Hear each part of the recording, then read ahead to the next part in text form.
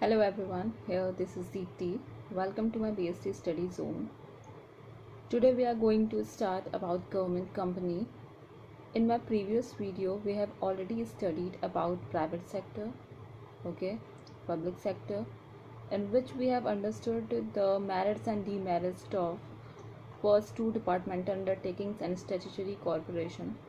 So let us proceed to this topic, government company. हम लोगों ने अपने प्रीवियस लेक्चर में इस चीज़ को पढ़ा है कि पब्लिक सेक्टर में जो आपके दो फर्स्ट फॉर्म आते हैं उसके departmental undertakings and statutory corporation. Now our next third topic is government company. Okay, तो before starting any topic already I told you all कि हमें कोई भी टॉपिक के बारे में पढ़ने से पहले we have to always go through the what is the meaning of the government company, कि गवर्नमेंट मीनिंग का मतलब होता क्या है, गवर्नमेंट कंपनी क्यों फॉर्म होती है, किस चीज़ के लिए एस्टेब्लिश को किया जाता है. We will just study all about this things in our this video. Okay, so in here it is given a government company is a company registered under the Companies Act. Okay, here we will study about this one ना, government company होती क्या है. तो first we will discuss about the meaning. Here it is written, according to the Indian Companies Act 1956, a government company is a company in which not less than 51% of the paid up capital, or you can say it paid up share capital also, is held by the central state government or both. हम लोग इसको बहुत अच्छे से समझेंगे कि government company का main role होता क्या है पब्लिक सेक्टर में. ओके, इंडियन एक्ट आपका यहाँ मेंशन है 1956, बट मैंने आपको प्रीवियस ईयर डिस्कस किया है इस अपने और भी वीडियोस में कि 1956 को हम बोल सकते हैं कि ये रिपील हो गया है. Repeal means you can say it कि अब इस चीज़ को रिप्लेस कर दिया गया. उसके जगह हम लोगों ने अब 2013 एक्ट के थ्रू सारी चीज़ें करते हैं. Okay, for any company 51% of the paid up capital is held by the central state government और बोथ. इट इज़ गिवन है. ओके, मीन्स हम लोग इसके बारे में पढ़ेंगे पेड अप शेयर कैपिटल होता क्या है. But first of all we have to understand one more thing. Always I have found कि मैंने ये चीज़ बहुत देखा in so many students there were just confuse between the public sector organisation. Okay, mean to say all the three departmental undertakings, statutory corporation, government company. बहुत सारे बच्चे जो होते हैं ना बहुत कन्फ्यूज हो जाते हैं. They can't just make a differentiate between all these three कि भाई पब्लिक सेक्टर में ये जो तीन पार्ट्स होते हैं इसके, डिपार्टमेंटल अंडरटेकिंग्स, स्टैट्यूटरी कॉर्पोरेशन और गवर्नमेंट कंपनी, इसका क्या रोल है एक पब्लिक सेक्टर में. क्यों इस पब्लिक सेक्टर को हमेशा हम गवर्नमेंट से ही रिलेट करते हैं, और अगर गवर्नमेंट से रिलेट करते हैं तो इसमें प्राइवेट का फिर क्या रोल है. प्राइवेट कंपनी को क्या हम गवर्नमेंट कंपनी नहीं कह सकते हैं. तो इस चीज़ के बारे में we will discuss in this video which I have specially made for you all, कि गवर्नमेंट कंपनी तो एग्जैक्ट मीनिंग आपको पता होनी चाहिए कि जिसमें किसी भी कंपनी का 51% पेड अप कैपिटल जो रहता है वो गवर्नमेंट कंपनी के पास रहता है. ओके, एंड जो वो पेड अप शेयर कैपिटल होता है वो सेंट्रल और स्टेट गवर्नमेंट उस चीज़ को होल्ड करते हैं. बट सेंट्रल और स्टेट गवर्नमेंट उस चीज़ को होल्ड करते हैं, बट क्वेश्चन फिर यहाँ पे एक आता है कि वो किसके नाम पे शेयर होल्ड करते हैं, किस बेसिस पे शेयर होल्ड करते हैं. कोई किसी पर्सन के नाम पे तो गवर्नमेंट होल्ड करेगी ना. तो जब सेंट्रल की बात आती है, जब सेंट्रल लेवल की हम बात करते हैं, तो हमेशा उस चीज़ के लिए we are always go into our mind, is strike in our mind कि प्रेसिडेंट की बात हो रही होगी. प्रेसिडेंट सेंट्रल लेवल पे सारे एक्शन और सारी चीज़ों को रेगुलेट करता है. But when we are talking about the state level then we always see the governor. जब भी हम सेंट्रल की बात करते हैं तो प्रेसिडेंट आप बोल सकते हो, but whenever we are talking about the state level पे कौन इसको हायर करता है तो हम उससे बोल सकते हैं governor. Okay, we can take it in this, there are some examples given here. Hindustan steel limited, Hindustan copper limited, steel authority of India limited, all these are come into your government company. ये सारे आपके government company के examples हैं. Okay, as here the name suggests, companies owned by total, you can say totally through government. इसके नाम से ही आप देख के बोल सकते हो गवर्नमेंट कंपनी में जो सारी चीज़ें होती हैं उसे होल्ड कौन करता है, गवर्नमेंट ही करती है. Is it clear? Okay, next thing is हम लोग के माइंड में एक ये भी क्वेश्चन स्ट्राइक करता है कि यार why this government company established, government company established होती क्यों है? Okay, because to compete with private sector, जो प्राइवेट कंपनीज होती हैं उनसे कम्पीट करने के लिए ये गवर्नमेंट कंपनी को हम इस्टेब्लिश करते हैं। उसका भी रीज़न है कि जो प्राइवेट कंपनीज होती हैं ना, जब भी वो अपनी चीज़ों को मार्केट में लाती हैं, कुछ भी करती हैं, तो कभी कभी उनके तरफ से हमें अनफेयर प्रैक्टिसेस देखने को मिलते हैं। जो चीज़ सिर्फ एक गवर्नमेंट उस जगह पे आके एक साइड रोल प्ले करती है कि गवर्नमेंट उस चीज़ सारे चीज़ों को, उनके अनफेयर प्रैक्टिसेस को रोक सके, जो भी प्राइवेट कंपनी के थ्रू जो भी चीज़ें होती हैं। ओके, एक चीज़ तो इसमें क्लियर हो गई कि जो स्टूडेंट्स को कन्फ्यूज़न रहती है तीनों में कि डिपार्टमेंटल, स्टैचुरी और गवर्नमेंट कंपनी में, डोंट बी कन्फ्यूज्ड, एकदम आपको कन्फ्यूज़ होने की ज़रूरत नहीं है। इसका जो डिफरेंसेस है वो भी मैं इस चैप्टर के लास्ट में आपको बता दूंगी, जैसे कि मैंने पब्लिक और प्राइवेट के चैप्टर 2 में आप लोग को ऑलरेडी समझा रखा है पब्लिक और प्राइवेट में क्या डिफरेंस है। वैसे मैं कोशिश करूँगी जो कुछ चीज़ें हैं इसमें जो आपको क्लियर नहीं हो रही हैं, तो वो मैं आपको वीडियो के लास्ट में या after the completion of this chapter 3 I will tell you in the last lecture. Okay, one more question is there mostly occurred, that is can we take these types of companies only as a government? क्या हम इस type से companies को सिर्फ you can say it कि ये सारी जो कंपनीज होती हैं ये सिर्फ गवर्नमेंट ही बोल सकते हो, can't we say it private? तो आंसर आप बोल सकते हो no, it is not necessary कि all the public sector companies are only owned by the government और we call it a government company. आप प्राइवेट सेक्टर को भी गवर्नमेंट कंपनी बोल सकते हो। Okay, you can see in the last video of chapter 2 मैंने आपको बताया कि प्राइवेट एंड पब्लिक कंपनी में क्या डिफरेंसेस होते हैं।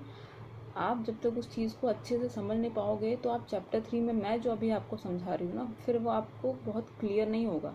आप कुछ चीज़ों को समझ जाओगे, अच्छे से आ जाएगा, बट मेन जो प्राइवेट और पब्लिक का जो रोल है ना, वो गवर्नमेंट कंपनी को समझने के लिए आपको पब्लिक और प्राइवेट को पहले समझना पड़ेगा, उनके क्या क्या रोल हैं, उनके क्या क्या डिफरेंसेस हैं। Okay, fifth question is arising here government has purchase the shares and holding 51% और मोर paid up share capital.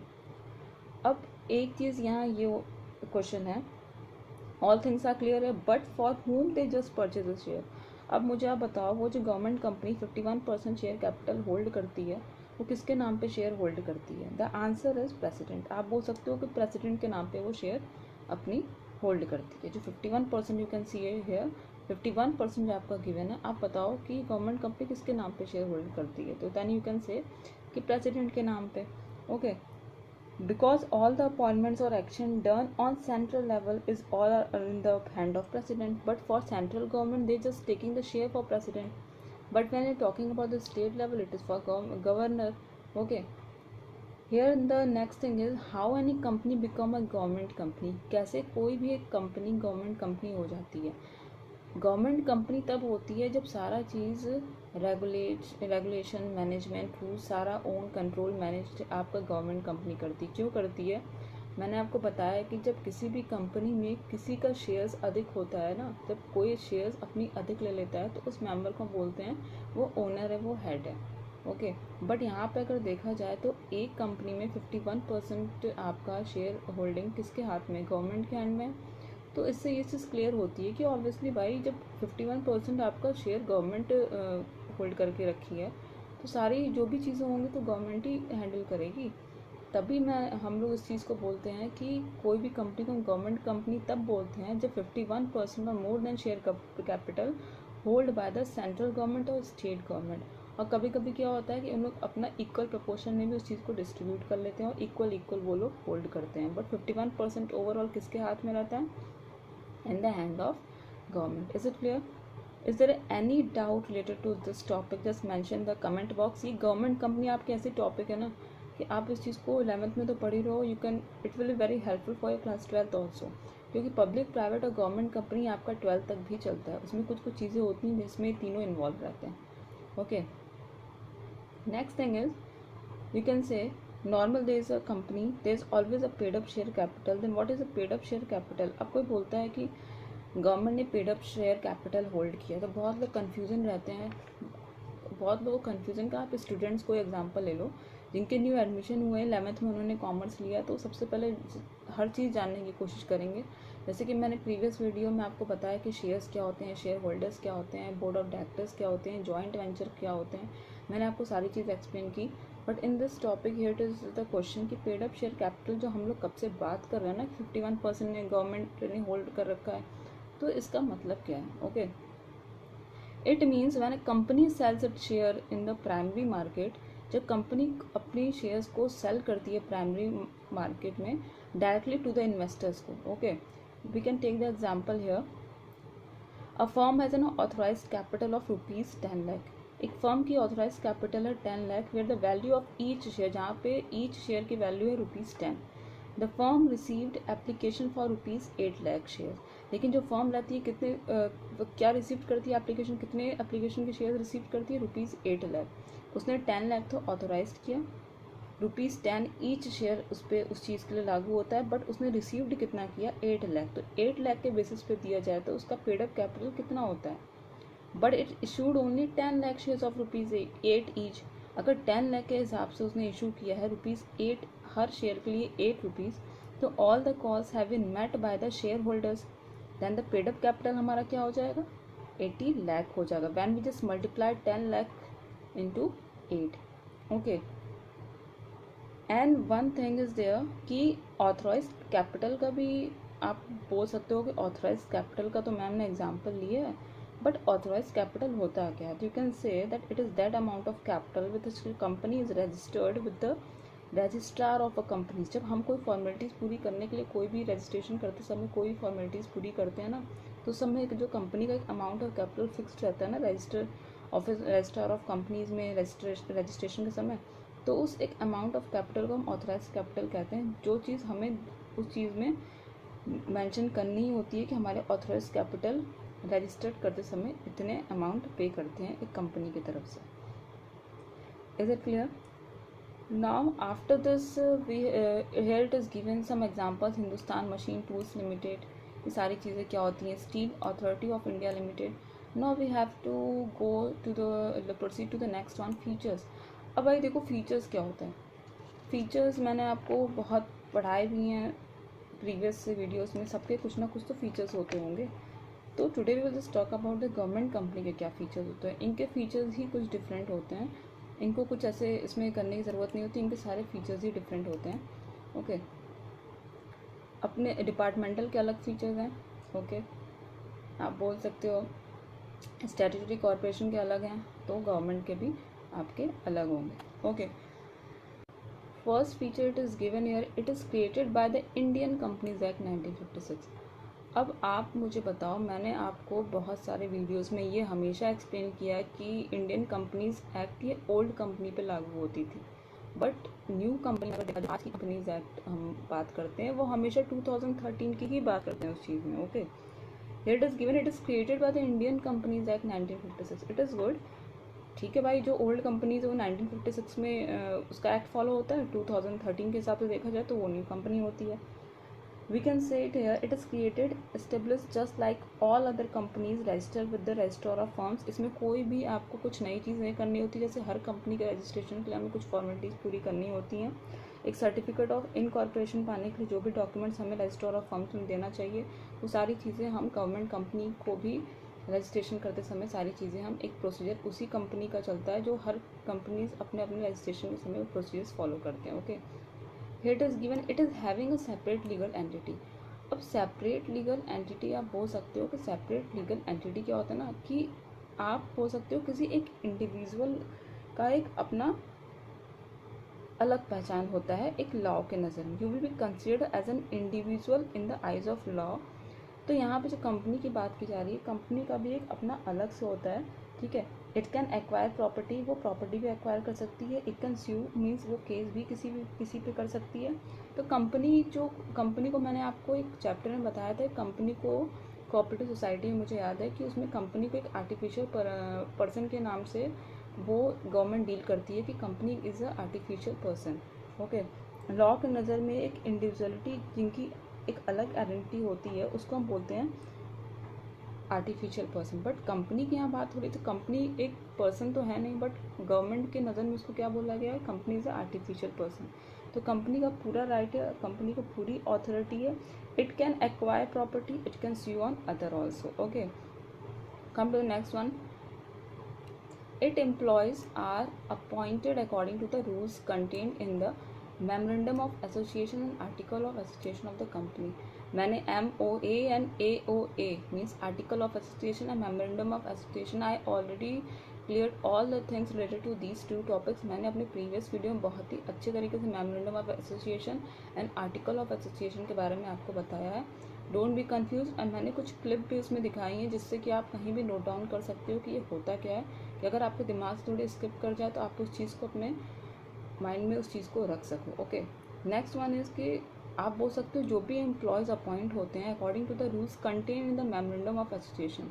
Means यहाँ पे एम्प्लॉयज़ की जो भी सिलेक्शन होती है, अपॉइंटमेंट होती है, वो जितने रूल्स मेमोरेंडम ऑफ एसोसिएशन में, आर्टिकल ऑफ एसोसिएशन में लिखे रहते हैं ना, it is just prepare by all the company when it is incorporated. जब कोई भी कंपनी इनकॉर्पोरेटेड रहती है ना, तो इस सारे कंपनी में जो भी एम्प्लॉयज़ अपॉइंट होते हैं वो MOA और AO के थ्रू ही अपॉइंट होते हैं, जो भी उसमें रूल्स रहता है। अभी कंफ्यूज हो जाओगे कि MOA और AO होता क्या है, थोड़ा भी कंफ्यूज होने की ज़रूरत नहीं है। MOA एंड AOA को हम चैप्टर 5 में अपने अच्छे से पढ़ेंगे और मैंने इसको बताया भी है, बट आप अभी फ़िलहाल ये जानो कि ये एक चार्टर्ड डॉक्यूमेंट होता है किसी भी कंपनी में। It's a main document how to manage और रेगुलेट द कंपनी।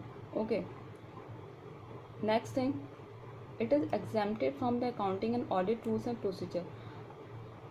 अब यहाँ पे एक क्वेश्चन उठता है कि एग्जेम्प्टेड क्या है। एग्जेम्प्टेड को आप बोल सकते हो कोई भी छूट when something is free from any obligation from the accounting and audit rules and procedures. Okay, auditors क्या होते हैं, जो सारे आपके अकाउंट्स चेक करते हैं आपने एंट्री ठीक से की है कि नहीं, सारी चीज़ें अच्छे से उसमें मेंशन है कि नहीं। Auditors appointed from central government, but auditors को अपॉइंट कौन करता है, central government. Okay, for checking all the regular basis transaction और अकाउंट, जो भी आपने ट्रांजैक्शन पास की अपने अकाउंट्स में, जो भी फंड्स आपने कहाँ यूटिलाइज़ किया, किस बेस पे यूटिलाइज़ किया, क्या रीज़न है उसका, ये सारी चीज़ें आपको एक ऑडिटर रूल्स ऑडिटर्स रहता है वो सारी चीज़ों को चेक करता है। प्रोसीजर जो भी उसके होते हैं उस चीज़ को उसमें करता है एंड प्रोसीजर वाइज सारी चीज़ों को स्टेप बाय स्टेप चेक करता है। एंड चेक करने के बाद they just send it to the parliament, जहाँ पे लोकसभा और राज्यसभा होते हैं, क्योंकि ये गवर्नमेंट को, लोकसभा और राज्यसभा जो ये दो सभा हैं, ये गवर्नमेंट को रिप्रेजेंट करते हैं, तो गवर्नमेंट को रिप्रेजेंट करते हैं। तो आप डायरेक्टली बोल सकते हो कि जो सारी चीज़ें होती हैं वो एक गवर्नमेंट लेवल पे होती हैं। Come to the next one, it obtains funds from government share holdings, private share holders and capital market. हम लोग को एक चीज़ क्लियर है कि गवर्नमेंट का 51% शेयर होल्डिंग तो रहता ही है किसी भी कंपनी में, बट प्राइवेट शेयर होल्डर और कैपिटल मार्केट का क्या रोल है। जो हमारे 51% है वो तो गवर्नमेंट के हाथ में, बट व्हाट अबाउट द 49%? 49% तो वी कैन से इट कि प्राइवेट होल्ड करती है एंड कैपिटल मार्केट होल्ड करता है, जो 49% बच जाता है। अब यू विल कन्फ्यूज़ कि कैपिटल मार्केट होता क्या है। Capital market is a stock exchange share market where people need to buy and sell shares of company, जहाँ पे लोग मिलते हैं अपने शेयर्स को खरीदने के लिए, बेचने के लिए। Okay, next thing, come to the merits, it can be easily established. मैंने बताया कि आपको जैसे एक अदर कंपनी को अपने रजिस्ट्रेशन के, कंपनी के रजिस्ट्रेशन की सारी फॉर्मेलिटीज़ करनी होती है, वैसे गवर्नमेंट कंपनी में भी आपको वही सारी सेम फॉर्मेलिटीज़ करनी होती है। जैसे मैंने आपको फीचर्स में समझाया है कि रजिस्ट्रेशन कराना होता है, सारी चीज़ें करनी होती हैं, सर्टिफिकेट ऑफ इनकॉर्पोरेशन में सारे डॉक्यूमेंट्स आपको रजिस्टर ऑफ फर्म्स में सबमिट करने होते हैं, ROC में। Okay, now come to the next one, separate legal entity. मैंने मेरिट्स में आपको बताया कि एक लॉ के नज़र में कंपनी की एक इंडिविजुअल पहचान होती है, आइडेंटिटी होती है, उसको एक एज अ आर्टिफिशियल पर्सन लेते हैं। Come to the next one, there is no undue department interference in the working of the company. अब यहाँ इंटरफेरेंस की बात किया कि कोई इंटरफेरेंस होता है, no, it enjoys autonomy in management decision. Autonomy को आप बोल सकते हो, ठीक है गवर्नमेंट कंपनी है भाई, बट गवर्नमेंट का कोई इनके काम, जब कोई कंपनी काम करती है उसमें गवर्नमेंट का इंटरफेरेंस नहीं रहता है उतना। ओके, क्योंकि अगर वो कंपनी में कोई काम कर रहा है तो उसका एक अलग ही रूल होगा, रेगुलेशन होगा, किस तरीके से हमें वो चीज़ फॉर्म करनी है। ठीक है, गवर्नमेंट कंपनी ने इस चीज़ को बनाया, बट हमेशा हर टाइम गवर्नमेंट आप पे नज़र नहीं रख सकती है। कभी कभी क्या होता है, अगर गवर्नमेंट कंपनी इंटरफेयर करना भी चाहती है, कोई अदर कंपनी इंटरफेयर करना चाहती है, तो ये बोलते हैं कि यू कांट इंस्ट्रक्ट मी, आप मुझे एडवाइस नहीं दे सकते हो कि मुझे कौन सा काम कैसे करना है, क्योंकि ऑलरेडी जो मेरे हेड है बोर्ड ऑफ डायरेक्टर्स जो गवर्नमेंट ने खुद अपॉइंट किया है, तो वो मुझे समझा सकते हैं कि मुझे कौन सी चीज़ कैसे करनी है. They are just totally independent from the other interference of any departments. Okay, it can curb unhealthy business practices by providing goods and services at reasonable prices. This is also a very good question arising here कि आप अगर समझ जाओ कि एक private company जिसने अपने एक शॉप खोल रखी है मार्केट में, एक तरफ गवर्नमेंट कंपनी है. ओके, बट जो प्राइवेट कंपनी कोई भी अपने जो भी गुड्स प्रोडक्ट सोल्ड आउट करती है वो 2000 रुपीज़ पे करती है, बट गवर्नमेंट कंपनी जो रहती है उसी मार्केट में 200 रुपीज़ में. तो यहाँ डिफरेंस है. देखो, प्राइवेट कंपनी को मैंने बताया कि private company always do the business for earning profit, but government company का मेन रोल होता है for the welfare of the society. तो डिफरेंसेस तो इनके अमाउंट में हो गए. ओके, तो कभी कभी क्या होता है कि अनहेल्दी बिजनेस प्रैक्टिसेस के वजह से जो प्राइवेट कंपनी करती है किसी चीज़ को अधिक अमाउंट में सोल्ड आउट करने के लिए, बट गवर्नमेंट कंपनी नहीं करती है, तो ऑब्वियस सी बात है जितने भी कस्टमर होंगे वो गवर्नमेंट कंपनी की तरफ से जाएंगे.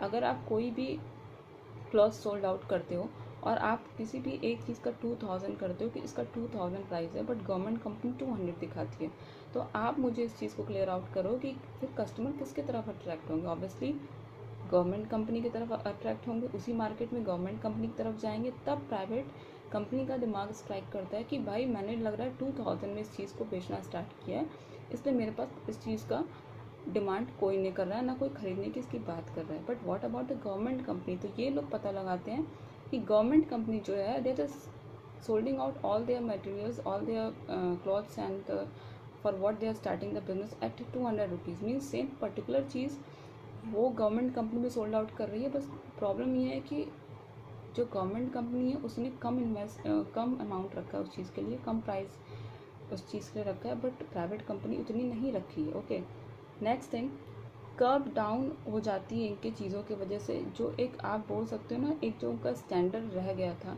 एक मार्केट में, उस कर्व को we can called it in a Hindi नियंत्रण. जो एक प्राइवेट सेक्टर के प्राइवेट कंपनी जो एक अपना रेगुलर बेसिस पे जो चीज़ें कंटिन्यू कर रही थी ना, गवर्नमेंट कंपनी के आने की वजह से वो चीज़ उनकी कर्व जो है वो डाउन हो गई.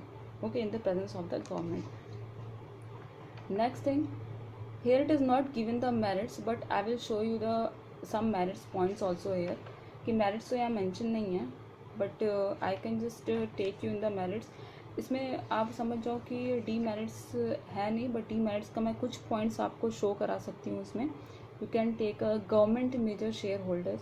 आप इसमें एक topic आता है government major shareholders. आप बोल सकते हो कि ये 51% जो गवर्नमेंट रहती है सारे शेयर होल्डर्स को होल्ड करती है on the behalf of the central level, on the behalf of the state level. Okay, तो सारा चीज़ आपका गवर्नमेंट का ही रहता है. तो आप बोल सकते हो कि किसी भी कंपनी को उतनी राइट नहीं होती कि अपनी कुछ चीज़ों को उसमें इंटरफेरेंस कर सके, अपनी कुछ चीज़ों को उस पर लागू कर सके.